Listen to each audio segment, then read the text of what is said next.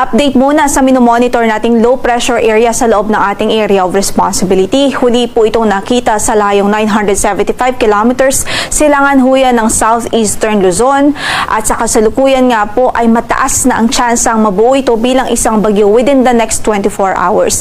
At sakaling mabuo ito bilang isang bagyo ay papangalanan po natin itong si Bagyong Krising. Sa kasalukuyan, itong LPA ay nakakaapekto na po at nagdudulot ng mga pag-ulan sa Bicol Region, sa Eastern Visayas, maging dito po sa Dinagat Islands at Surigao del Norte. Kaya pinag-iingat natin ang ating mga kababayan doon sa bantaho ng mga pagbaha dahil sa mga ulan na dala o dulot nitong low pressure area.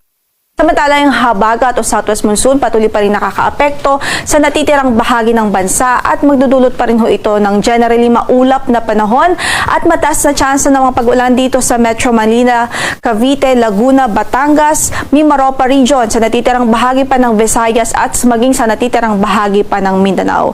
So kung susumahin po natin, maulap po ang papaurin at mataas ang tsansa ng mga pag-ulan sa malaking bahagi ng bansa dulot ng low pressure area at maging nitong habagat o southwest monsoon. Kaya saan man ang lakad natin sa araw na ito, huwag kong kalimutang magdala ng payong o mga pananggalang sa ulan. Samantala, dahil nga pa rin po sa mga pag-ulan na dulot nitong LPA, again, pinag-iingat po natin ang ating mga kababayan doon sa eastern section ng bansa dahil pa rin nga po sa bantahon ng mga pagbaha dahil sa patuloy na pag-ulan.